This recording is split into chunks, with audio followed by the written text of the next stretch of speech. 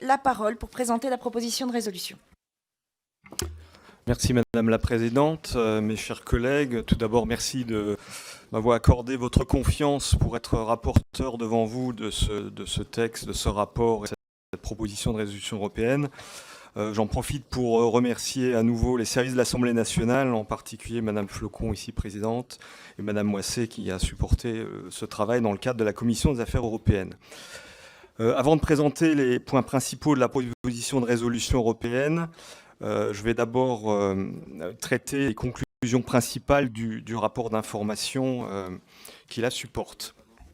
Donc, je dirais le premier point, c'est évidemment l'urgence climatique. Et vous avez sur le schéma qui est projeté là une indication qui concerne la somme des contributions nationales pour la lutte contre le dérèglement climatique, en fait, qui nous place dans une trajectoire d'augmentation des températures comprise entre 2,7 degrés et 3,2 degrés. Donc on est clairement en deçà de l'objectif de 2 degrés fixé par l'accord de Paris.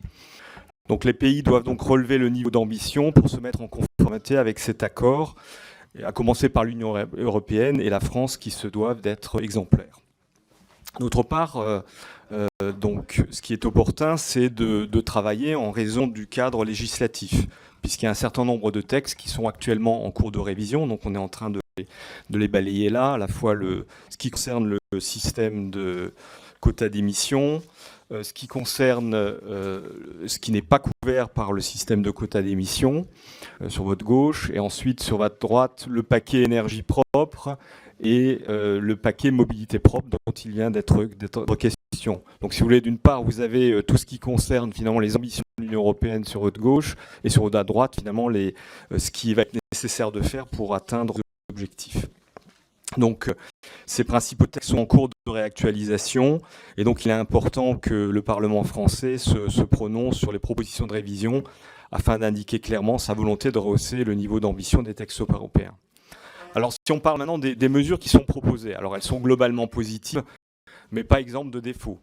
Le foisonnement des textes brouille la cohérence d'ensemble, le niveau de détail est incompatible avec la marge de manœuvre dont devraient bénéficier les États membres, la technicité du vocabulaire employé relève de l'expertise, on a des objectifs qui sont trop nombreux, qui interfèrent entre eux, voire se neutralisent. Vous le voyez, les marges de progression ne manquent pas. Alors le rapport rassemble des préconisations destinées à amplifier, à accélérer la transition énergétique de l'Union européenne. Donc d'une part, j'ai déjà dit, rehausser les objectifs européens pour les rendre compatibles avec l'accord de Paris, s'attaquer résolument à l'éradication du charbon en établissant un prix plancher du carbone et en augmentant l'aide à la reconversion des zones charbonnières, instaurer un cadre propice à l'innovation afin de permettre notamment l'émergence d'un Airbus de la batterie, et puis évidemment assurer un financement à la hauteur des enjeux. Ça va être particulièrement important dans le cadre de la programmation budgétaire à partir de 2020. Alors je souhaiterais aussi insister sur une préconisation qui me semble cruciale, parce que les Européens sont majoritairement très favorables à la transition énergétique, et c'est une thématique qui peut tout à fait réenchanter le projet européen, à condition de prendre en compte les attentes citoyennes. C'est pour cette raison que je pense que c'est un thème qui devrait être au cœur des consultations citoyennes européennes qui seront lancées dans quelques semaines. Donc, après ce premier aperçu de la situation, je vous propose maintenant d'aller un peu plus au fond des différents points figurant dans la proposition de résolution européenne. Donc cette première planche détaille les objectifs figurant dans les propositions de la Commission européenne, ils sont en noir, et les rehaussements qui sont proposés en rouge.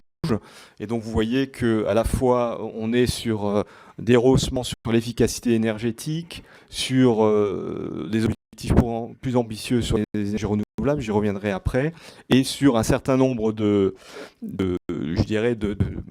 possibilités complémentaires, de moyens, de leviers qui nous permettront d'atteindre ces objectifs.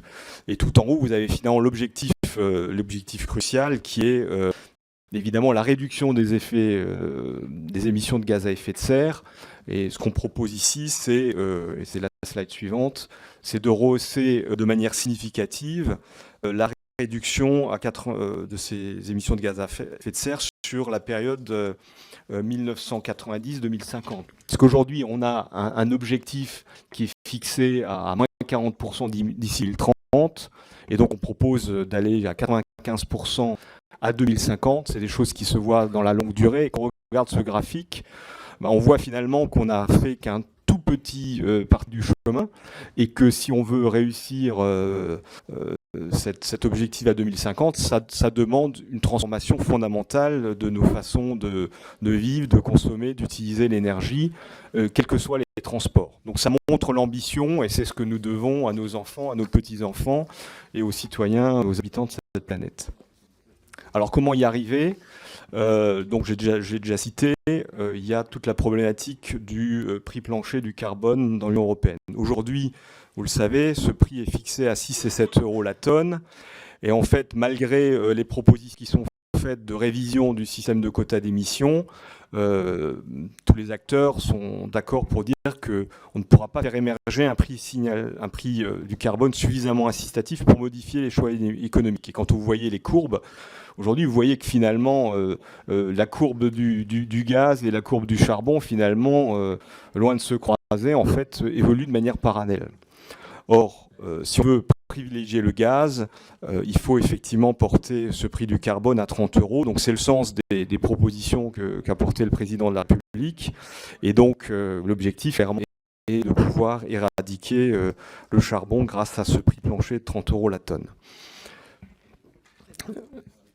Donc planche numéro 7, autre recommandation importante, il s'agit ici en fait des objectifs en matière d'énergie renouvelable. Donc ce qu'on voit sur ce graphique, c'est qu'il y a finalement en fonction des pays, on a des disparités très fortes. Vous avez des pays très vertueux, la Suède, la Lettonie par exemple. Nous voyons que la France n'est pas en avance par rapport à ces objectifs. Alors la bonne nouvelle, c'est que globalement l'Union européenne va atteindre son objectif de 20% d'énergie renouvelable en 2020. Maintenant, si on veut avancer, il faut aller plus loin. Donc la Commission propose déjà de fixer un seuil à 27% pour 2030. Et nous pensons, qu'il faut aller encore plus fort et donc avoir un objectif contraignant de 35% dans la consommation finale d'énergie d'ici 2030, en les assortissant d'objectifs nationaux contraignants, afin d'assurer une mise en œuvre collective et solidaire. Puisqu'on voit bien, chacun doit faire des efforts, et si l'un des pays faillit à son objectif, c'est l'attente des objectifs collectifs qui est mis en cours. On a également des objectifs plus ambitieux en matière de réduction des émissions dans les secteurs non couverts par le système ETS. Et donc en matière d'efficacité énergétique, et ces propositions sont détaillées en annexe. Madame la Présidente est frappée par les chiffres qu'elle voit. Effectivement, on peut faire mieux. On peut faire mieux, tout à fait.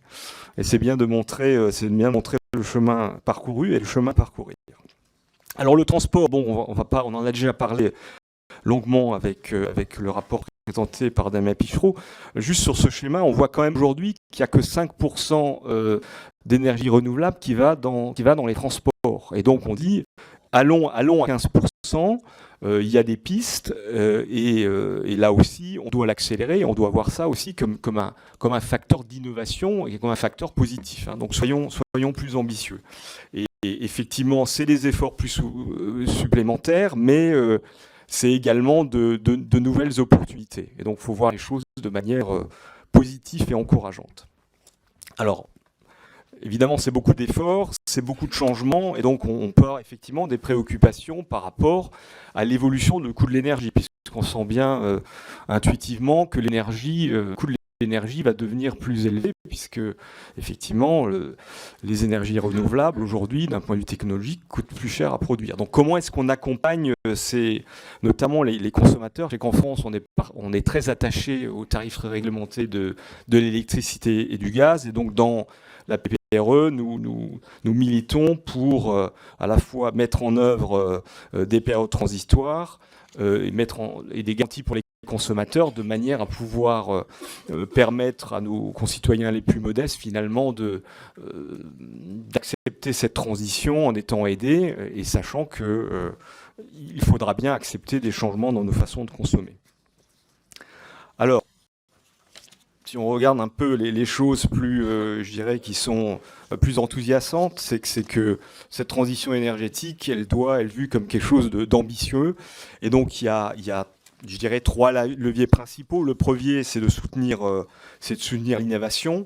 Et donc, donc, ça va être très important hein, dans le cadre notamment des financements qui devront être mis en œuvre pour favoriser cette transition. Aujourd'hui, l'Union européenne dépense 7 milliards d'euros par an pour faciliter cette transition énergétique.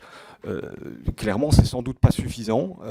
Il va falloir effectivement investir plus dans l'efficacité énergétique, les renouvelables, les infrastructures électriques et la recherche. Et donc, on a un certain nombre de signes positifs avec le One Planet Summit, mais il faut avoir accéléré cette trajectoire.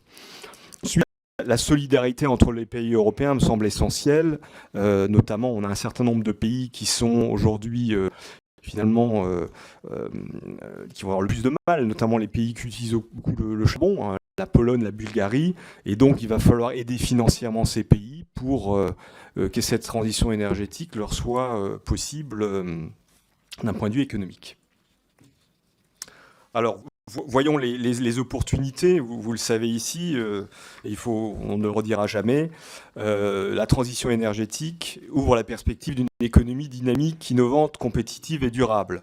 Et donc vous aurez un certain nombre de documents en annexe que vous pourrez consulter. Et je rappelle que dans la Commission européenne, l'initiative Une économie propre pour tous les Européens représente un potentiel de création nette de 900 000 emplois à l'horizon de 10 ans, soit 177 milliards d'euros d'investissement par an. Hein. Donc l'Union européenne peut faciliter les investissements, mais la société civile, l'industrie, aujourd'hui, investit déjà beaucoup pour cette transition énergétique. Et donc, les bénéfices les plus importants en termes d'emploi sont attendus dans la construction, dans le secteur manufacturier à haute valeur ajoutée, dans les services. Il s'agit majoritairement d'emplois qualifiés et non délocalisables qui favorisent notre compétitivité. Et afin d'en tirer pleinement profit, il est nécessaire de s'assurer qu'une main-d'œuvre formée aux compétences requises soit mise à disposition des entreprises.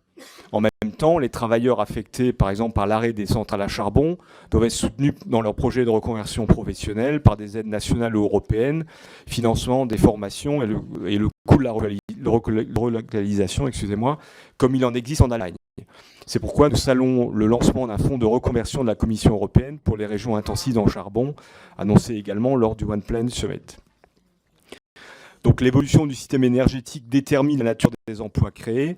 Il faut donc s'appuyer sur la programmation pluriannuelle de l'énergie pour anticiper les besoins futurs et travailler avec les régions, les OPCA, les organismes de formation et tous les acteurs concernés pour favoriser le développement des compétences valorisées par l'énergie décarbonée. Et je pense que ça va être un enjeu essentiel hein, de la prochaine réforme de la formation professionnelle et l'apprentissage que nous allons porter pour justement, finalement, convertir cette transition énergétique en une chance, à la fois pour l'Europe, mais évidemment pour la France également. Donc en conclusion, s'il y avait à retenir les points essentiels, ces débats, je pense en tant qu'Européens, en tant que Français, montrons-nous à la hauteur du défi climatique. Et donc ça commence par effectivement à accélérer cette transition et rehausser le niveau des ambitions. Et donc le cadre législatif européen est favorable, il va dans le bon sens, mais nous devons au niveau français encore pousser plus l'Europe à aller en avant, en phase avec les objectifs de l'accord de Paris. Donc d'où ces marges d'amélioration qui sont exposées dans la proposition de résolution. Et donc nous soutenons évidemment les efforts du gouvernement pour porter un haut niveau d'ambition dans les négociations en cours. Et donc pour finir, voyons cette transition fondamentale de nos modes de vie comme quelque chose que nous devons à la planète, à nos enfants, nos petits-enfants. Ça va affecter significativement nos façons de vivre, de consommer. Et donc, d'où l'importance d'accompagner cette transition pour qu'elle soit solidaire, accompagnée, bénéfique à tous et favorisant l'appropriation par les citoyens, notamment lors des consultations citoyennes à venir que nous allons porter. Je pense que c'est un des leviers essentiels pour nous permettre d'aller de l'avant. Donc, Madame la Présidente, chers collègues, je vous remercie de votre attention et me tiens maintenant à disposition pour répondre à vos questions. Merci. Merci beaucoup, Monsieur le rapporteur, pour cet exposé très complet. Je passe la parole tout de suite aux orateurs des